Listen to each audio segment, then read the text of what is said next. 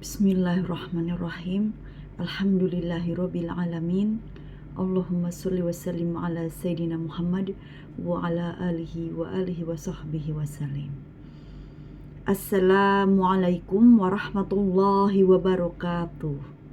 Jumpa dengan saya lagi, Neng Eva. Gimana kabarnya sahabat hikmah semuanya hari ini? Yang soleh dan solehah, yang baik hatinya, yang cantik dan yang ganteng lahir batinnya, yang tidak sombong, rajin menabung, serta rajin sedekah.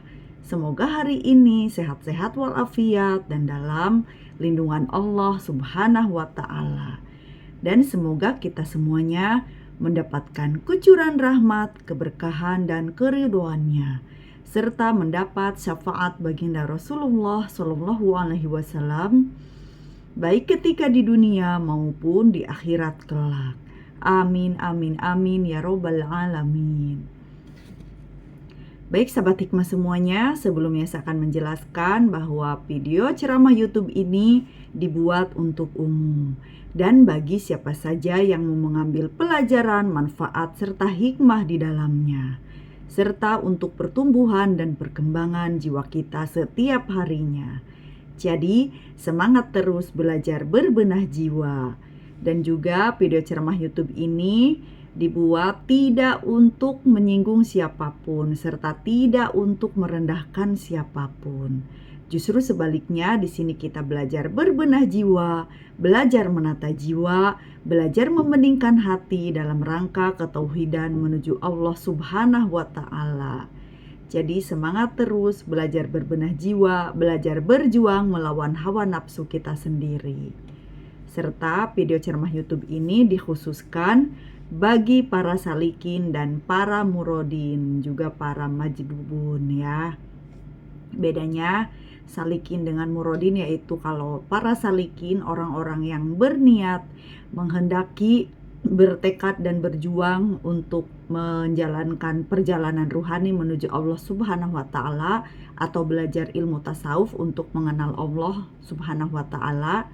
Nah, kalau para murodin ini adalah orang-orang yang diridhoi oleh Allah Subhanahu wa Ta'ala untuk menjalankan ilmu tasawuf, dan untuk mengenal Allah itu lebih mudah.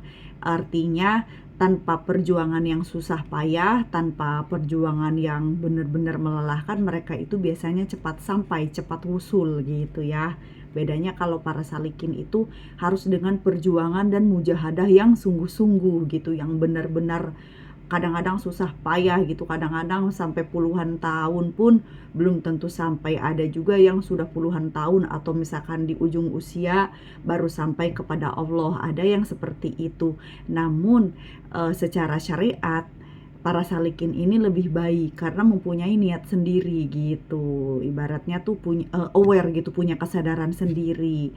Tetapi walaupun misalkan perjuangannya sulit dan melalui perjuangan yang susah payah ya ruhaninya gitu, serta perjalanan kita ibaratnya tuh dalam beribadahnya, dalam thoriqohnya itu banyak perjuangan, banyak benar-benar susah payah, tapi ketahuilah istiqomah itu lebih baik ya. Jadi walaupun misalkan masih belum sampai, tapi kan istiqomahnya itu yang merupakan suatu karomah, maka bersabarlah dan tetap semangat gitu, karena Allah itu melihat keistiqomahan kita gitu ya. Masalah sampai ataupun misalkan sampainya terakhir, atau sampainya misalkan di ujung usia, atau sampai harus puluhan tahun gitu kan, tetapi bagi Allah istiqomah itu yang lebih baik. Jadi punya kelebihan sendiri gitu, karena keistiqomahan kita dalam belajar ilmu tasawuf atau dalam belajar ilmu syariat, thoriqoh, hakikat dan ma'rifatnya gitu ya. Jadi semangat terus. Ibaratnya tuh masalah wusul itu, masalah sampainya itu urusan Allah, itu anugerah Allah. Yang penting kita istiqomah dan semangat terus belajar bertolabul ilminya ya, belajar menata jiwanya juga gitu, belajar ilmu tauhidnya. Nah, baik, kita lanjutkan lagi masih tentang Al-Hikam, kajian ke 87 ya kemarin ya. Sekarang kajian ke 88 ya. Bismillahirrahmanirrahim. Awalu wajibin alal insani ma'rifatun ilahi bistiqoni. Dan yang pertama wajib bagi manusia adalah mengenal Tuhannya dengan yakin. Bismillahirrahmanirrahim. Kajian ke-88. Perjalanan singkat yang sesungguhnya adalah bila kau memperpendek jarak dunia sehingga engkau dapat melihat akhirat lebih dekat kepadamu. Saya ulangi, perjalanan singkat yang sesungguhnya adalah bila kau memperpendek jarak dunia sehingga engkau dapat melihat akhirat lebih dekat kepadamu. Ibnu Athaillah Al-Iskandari. Kemudian Syekh Abdullah Asyarqawi Al-Khalwati, seorang Grand Syekh di University Al-Azhar Kairo, menambahkan penjelasan. Memperpendek jarak dunia adalah dengan menjauhinya, tidak menyibukkan diri dengan kenikmatan dan syahwatnya, dan tidak terlena di sana. Akhirat lebih dekat, bermakna ia selalu di depan matamu dan tidak jauh dari hatimu. Inilah singkatnya perjalanan yang sebenarnya. Dengannya Allah memuliakan para walinya. Dengannya pula ubudiyah mereka terwujud secara sempurna atau terwujud dengan sempurna. Singkatnya, perjalanan bukan dengan dipendekannya jarak bumi untuk para pengembara yang mencari kebenaran, karena bisa jadi pengembaraan mereka hanyalah kedok dan tipuan belaka. Bukan pula dengan singkatnya malam dan siang bagi orang yang banyak bangun malam dan berpuasa, karena bisa jadi amalnya itu mungkin disertai sifat ria dan ujub. Na'udzubillah ya, sehingga akibatnya malah kerugian. Jarak dunia ini tidak mungkin bisa disingkat untuk seorang hamba kecuali cahaya keyakinan dalam hatinya terpancar. Saat itu dunia akan sirna dari matanya dan dia melihat akhirat hadir di hadapannya atau ada pada dirinya. Siapa yang penyaksiannya seperti itu, maka pada dirinya tidak akan ada kecintaan terhadap dunia, karena ia menggantinya dengan yang lebih abadi, yaitu akhirat. Nah, jadi maksudnya memperpendek jarak dunia itu bukan berarti kita misalkan ada masalah sedikit terus misalkan putus asa, ya udahlah mati aja deh gitu. Nah, itu juga bukan yang seperti itu, ya itu namanya putus asa gitu, dan itu sangat-sangat dilarang oleh Allah Subhanahu wa taala ya.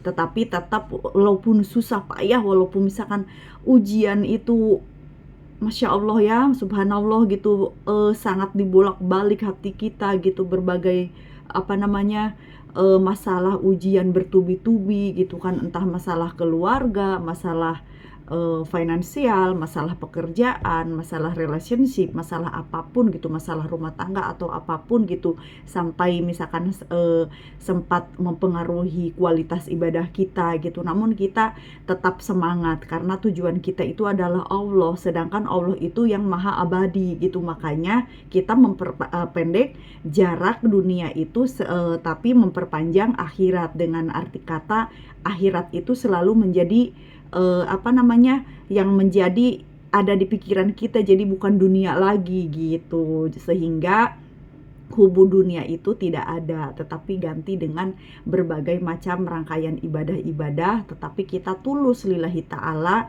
dan kita bertujuan lebih dalam dari akhirat, yaitu Allah itu sendiri tujuan kita gitu ya. Makanya peribahasa di sini dikatakan dengan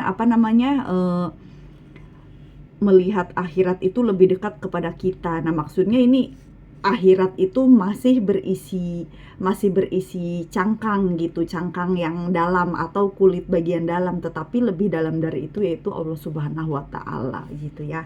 Karena memang ilmu hikam ini bertahap-tahap gitu kan. Jadi ibaratnya itu memperpendek dunia agar akhirat selalu ada dalam pikiran kita, sehingga kita berhati-hati bermujahadah dalam ibadah gitu, dalam berzikir dan dalam beriadoh gitu. Tetapi lebih dalam dari itu ya, tujuan kita adalah Allah. Jadi ada dunia, ada akhirat, ada Allah gitu. Dunianya kita buang, kita melihat akhirat, namun di dalam akhirat itu ya isinya yaitu Allah gitu, adanya Allah gitu ya. Jadi perlu di ini, karena memang ada nanti pelajaran tasawuf itu ada ahli dunia, ada ahli akhirat, ada ahli Allah gitu. Jadi ahli akhirat pun ibaratnya masih terhijab, tetapi di sini karena ilmunya bertahap, jadi akhirat itulah yang harus kita tanamkan di dalam hati kita. Akhirat itu lebih dekat di hati kita gitu ya. Tetapi tetap isinya tetap Allah lah tujuan kita. Kita lanjutkan lagi. Apabila cahaya keyakinan atau nurul yakin belum terpancar dari hatinya, ia akan selalu mencintai dunia, merasa tenang dan nyaman di sana, lebih mengutamakannya daripada akhirat dan menjauhi Tuhannya.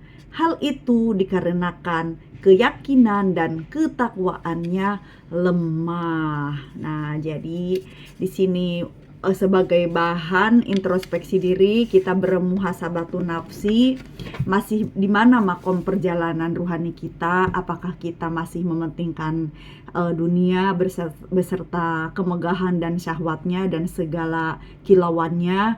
Apakah kita sudah menuju akhirat di pandangan mata kita gitu, sehingga kalau kita sudah satu tahap menghilangkan hubul dunia di dalam hati kita dan akhirat di depan mata kita, mata hati maksudnya, maka itu ibaratnya sudah satu tahap menuju Allah Subhanahu wa Ta'ala gitu. Jadi udah naik makom gitu ya.